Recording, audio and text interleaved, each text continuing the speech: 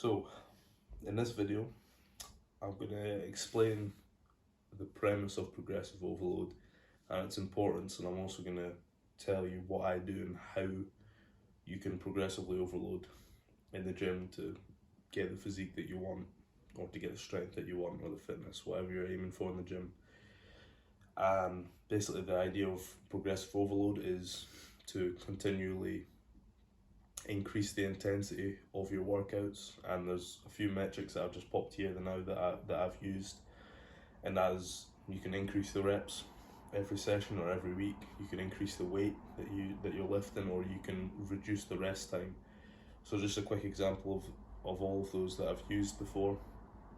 In terms of reps, if I've got a session that one day I'm doing 8 reps, when I next do that session the following week, I'll do 10 reps with the same weight, and the week after I'll do 12 reps with the same weight up until I don't tend to do more than 12 reps. So if I get to 12 reps, then I'll start, maybe go back down to 8 reps but increase the weight. And that's basically brings us on to the second point, is increasing the weight every week. So what I do often, especially in terms of lower body lift, if I'm coming into a new block, I'll start quite light and then I'll start building it by 10 kilograms every week. And when it gets to a point where I feel that I won't be able to do 10 kilograms the following week, then I'll bring it back down to adding 5 kilograms every week until I reach a point where I've maxed, in which case, which I'll cover it later in the video, I'll just bring the weight down and then I'll start building again.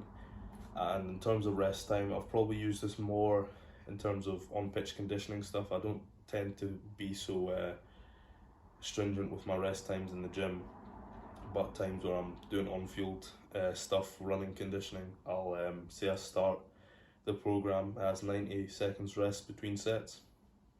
Next week I'll reduce to 75 seconds per rest between sets, and then it'll be 60 seconds, and then I'll continue doing 60 seconds maybe 2 or 3 weeks before I then maybe increase the distance that I'm running. Obviously you can increase the speed, but it's not like a really measurable thing that you can do when you're out training.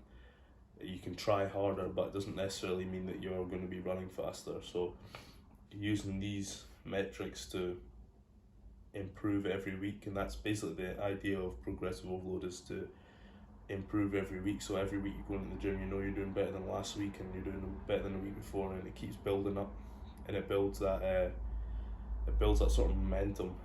And it means that the work that you're doing in the gym is meaningless, because if you're doing the same weights with the same reps with the same rest time every single week, you're not really going to make progress. You might for the first maybe 4 weeks, but after that you're just going to plateau and nothing's going to change, because your body's adapted to being able to lift that.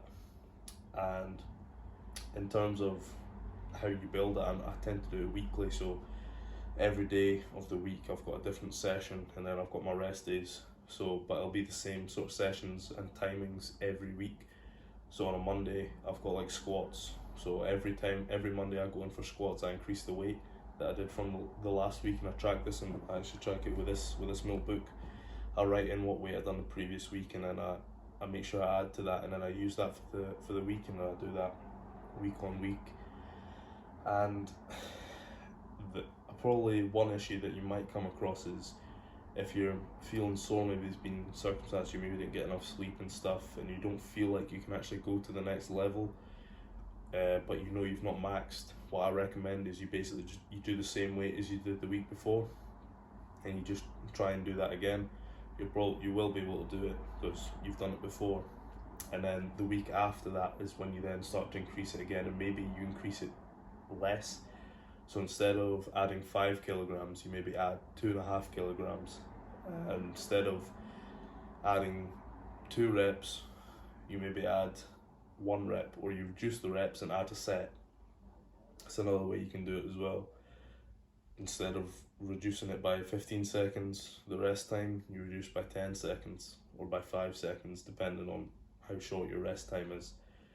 And that kind of covers everything that I have in terms of progressive overload. That's what I've been using for the last 7 years basically. I wasn't really aware of the concept until about 3 years into going into the gym, but I've realised that I was doing that anyway, because naturally when you're in the gym you want to lift heavier and bigger weights for him. You want to have that sense of progress, and I think using progressive overload is an excellent tool to achieve that. So I hope you found this video valuable, and I'll see you in the next one.